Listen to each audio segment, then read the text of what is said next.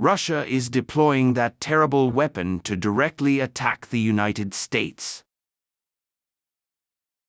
Moscow responded with familiar threats on Thursday as the United States prepared to announce new shipments of military equipment to Ukraine, and Kyiv offered modern battle tanks and other heavy weapons to its Western allies. Russia replenished its nuclear arsenal nearly 11 months ago to discourage the United States and its NATO allies from helping Ukraine to fend off President Vladimir Putin's all-out invasion. Former Russian President Dmitry Medvedev announced on Telegram, old friend of Putin and current deputy chairman of the Russian Presidential Security Council, "Nuclear energy has not lost a major conflict whose fate was at stake," said Medvedev, whose rhetoric became increasingly strained throughout the war. When asked whether Medvedev's warnings represented an escalation in the conflict in Ukraine or a broader conflict between Russia and the West, a Kremlin spokesman said Thursday that the warnings were made according to Russia's nuclear doctrine.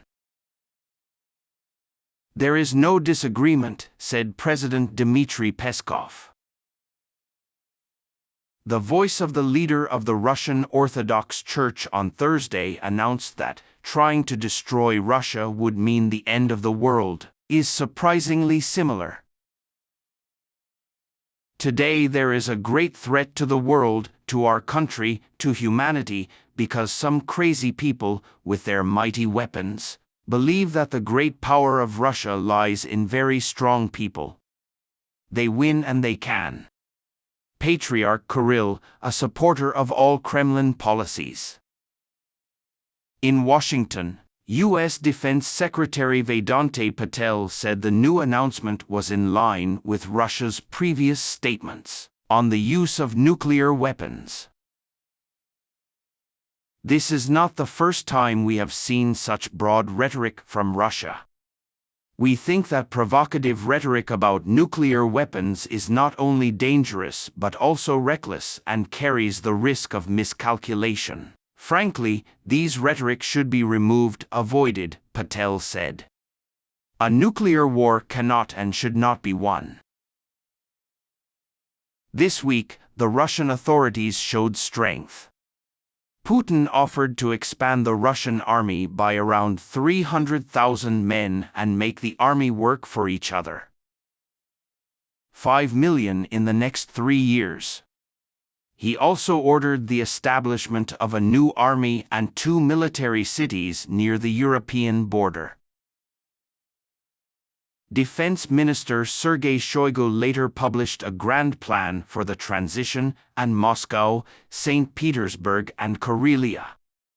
The last place is on the border with Finland, a Scandinavian country that is in the process of becoming a NATO member.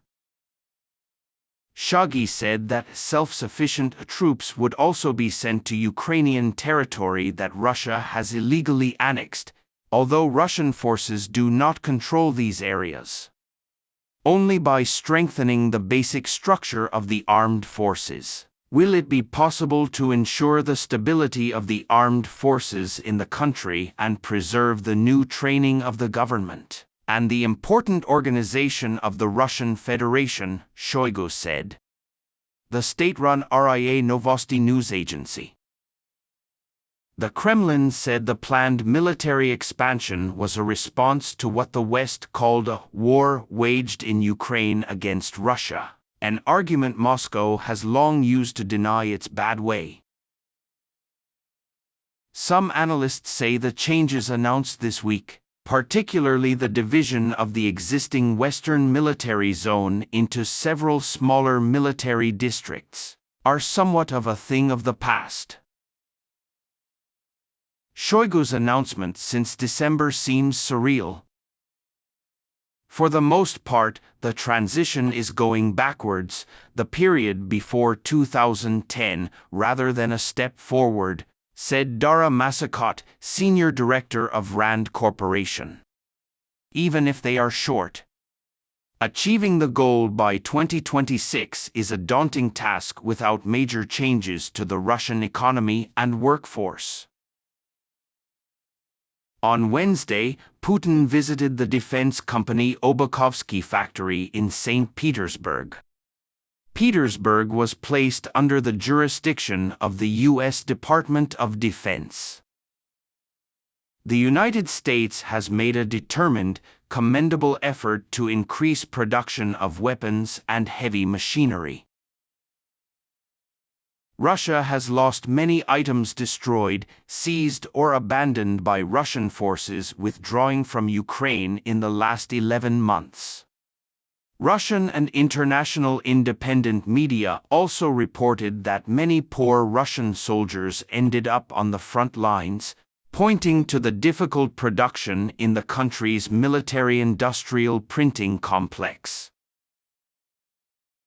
Putin told factory workers that Russia was right to call Ukraine a country full of neo-Nazis and that victory was inevitable. Russian President Vladimir Putin warned of Russia's nuclear arsenal at the start of its latest invasion of Ukraine, and warned the United States and other NATO members that they would face increased nuclear risks if they were directly involved in the conflict. Center for International Security and Cooperation, CISAC. Atomic scientist, what if Russia crosses the nuclear threshold? A line that has not been crossed since the United States detonated 2 atomic bombs on Japan in 1945. Sagan's research explores nuclear ideas, development, the morality of war, and counter-public opinion.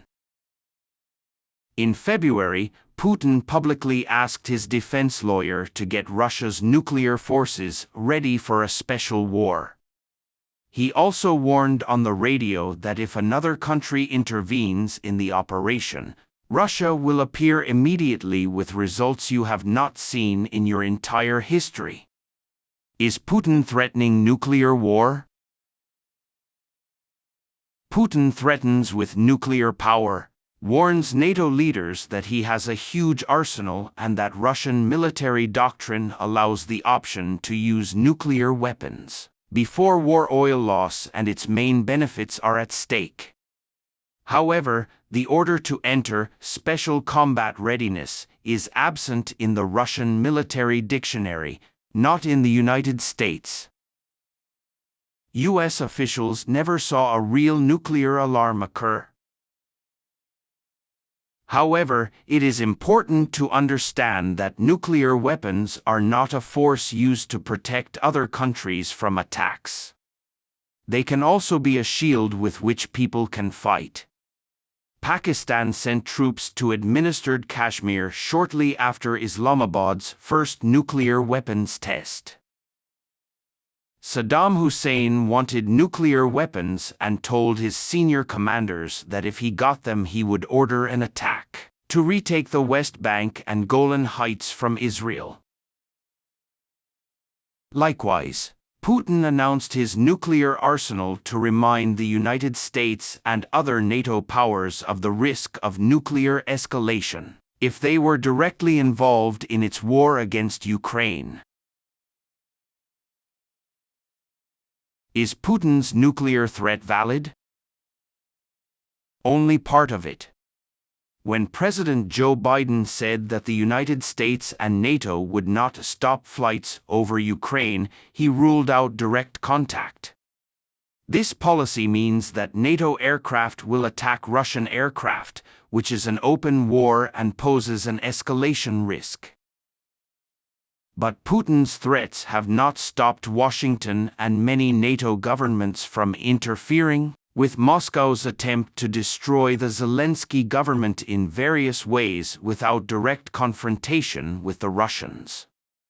We have supplied the Ukrainian government billions of dollars in weapons and intelligence support, including anti-aircraft systems and advanced anti-tank missiles. If military supplies are not returned as soon as possible, the Ukrainians may lose the war. Now that they are fighting against the Russian occupation of Kyiv, Putin appears to have changed his war goals from overthrowing the elected Ukrainian government to liberating the eastern Donbass, coming to Ukraine and possibly connecting to Russia, just as he did in 2014. Crimea. CIA Director William Burns recently said, "None of US can make the Russia threat of using nuclear weapons less effective or less effective." Are you worried that Russia will use nuclear weapons against Ukraine if the war against Moscow continues? It's a dangerous situation. After all, what matters is what America did to Japan in 1945.